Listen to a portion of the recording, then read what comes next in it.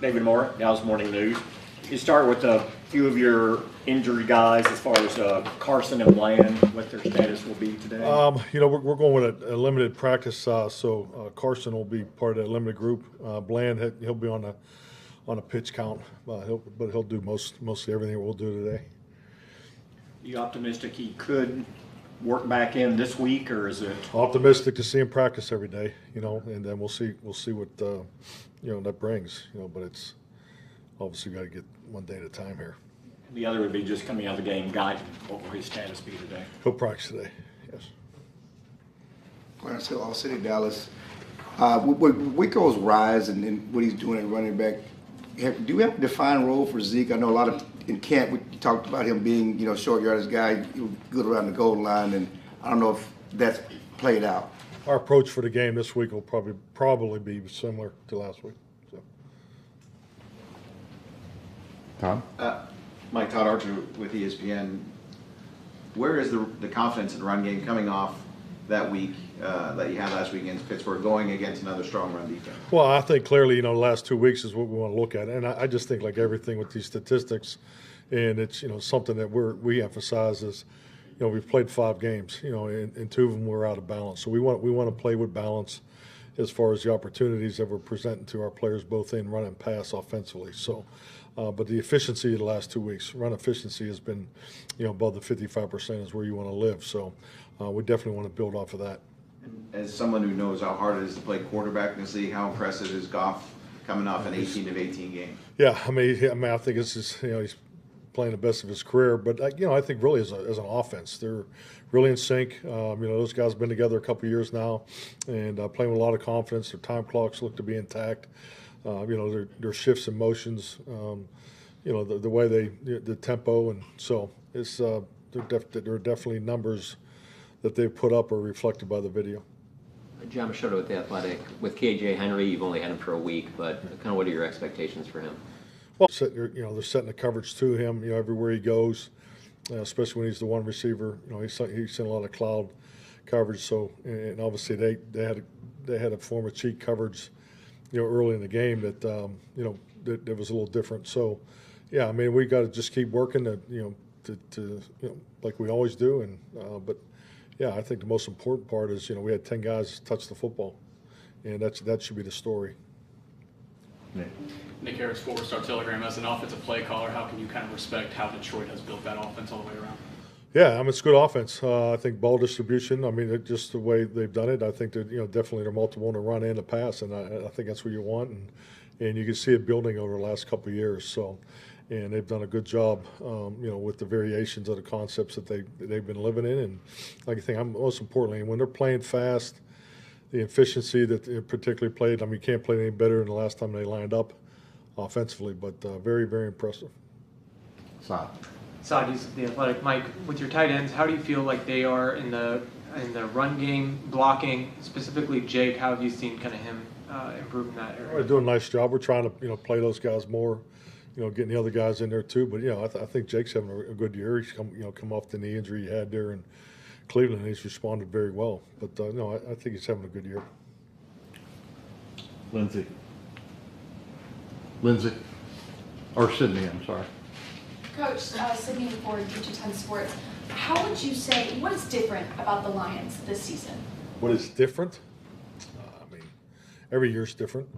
I think just like anything, I've always believed that it's not who you play, it's when you play them. And they're coming off a bye week. They were very impressive in their game against Seattle. So, we're getting ready to line up against a very high-quality football team right now. How would you say that they differ from when you last played them at the end of last season, if at all? There's been a lot of football since last year. Obviously, they had a successful year. But really, to be honest with you, I've looked at our last year game, but I'm really focused on what they've done this year. Babe Lofberg, 105.3, The Fan. Mike, when you came into the league, the practice squad basically consisted of stashing players on IR, and then went to 5, and then the evolution of it, and now you're up to 16 or 17. How much has that changed everything, especially, or in particular, I should say, your defensive end position? You lose your top 4 guys, and you got a 8-9 year veteran. sitting on the practice squad there to bring up? Well, no, I think the roster changes since the pandemic have been outstanding, to say the least. I think it's, number one, gives you the opportunity to continue to work with players. Just the size of the practice squad. I think the IR adjustments were now post-pandemic are very common sense to give you a position to work with this. And I just think, like anything, the season's longer. You have less training, in the off season and training. So all those things factor. So I think that the opportunity to utilize the IR return is a great vehicle. I mean, I'm all for it. And as a coach, when they made the practice squad, so it wasn't just first and second year players, was that a big? Well, that's what I'm saying. All those things I think have been outstanding. Yeah, to be able to have an experienced player and look at it from a player's perspective. I mean, I just think when you look at the cap, the salaries and all the things that go into it, and the league, it's been young in the last 15 years, frankly, maybe even last 20 years. The middle class of the players, those there's a lot of really good players there that didn't have opportunities. So it's great to see those guys having opportunities. I think it's awesome. Patrick. Hey, Mike. Patrick Walker, Cowboys.com. The last two times Jordan Lewis faced Jared Goff, he got an interception on both occasions, and then you look at his demeanor and his level of play against the Steelers and just how in year 8 he continues to play at a high level. Can you talk about the value of how his demeanor helps set the tone for what you want your defense to look like? Yeah, Jay Lou's a tone setter. I mean, always has been. I know him since in my time here. I think it's very, very apparent in the locker room, and then it obviously carries over to the field. I mean, that's his play style. Super competitive, always has been. So overcome that major injury. He's back. I think he's playing as good as he has in our time together. But yeah, definitely very well respected man in our locker room. Garrett. Garrett Podell, CBS Sports. Mike, Aiden Hutchinson leads the league in sacks, quarterback pressures. What about him as an edge rusher makes him so good, and how does playing T.J. Watt last week help you prepare for that? Well, I'll say this. Obviously he's an excellent player. His get off. He's doing the little things. Obviously his length. 6'6", and he has a great motor.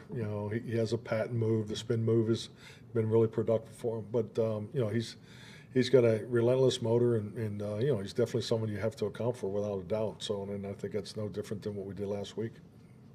Aaron. Aaron Cousins, London Star Live. You had the whole story about Dak coming to your parents' house over the weekend. I'm just curious more broadly, how has that relationship evolved in your second year calling plays, and why is it so important to have that coach quarterback? Well, I think it's like anything. I mean, you do have opportunities to build relationships, and obviously, it's one that, that I really enjoy. We've gotten to know each other more and more just because of the time that you do spend as a play caller and a quarterback. But there is a personal component to this business, especially for as much time that we do spend. But just getting to know him and his family has been awesome. So, but yeah, like I said, it's something that I really enjoy. Todd. Mike, with Blandon, his ramp up, because he was around for all of training camp, is it different for him as he comes back from this thing, or do you get back to ground zero? Well, he's been working. I mean, no, it's not like he just all of a sudden he's gonna start working today. I don't know. He's been working with Britt. He's been doing the football movements and skills. So it'll be good to see him get out there and get some work today. See where he is. Clarence.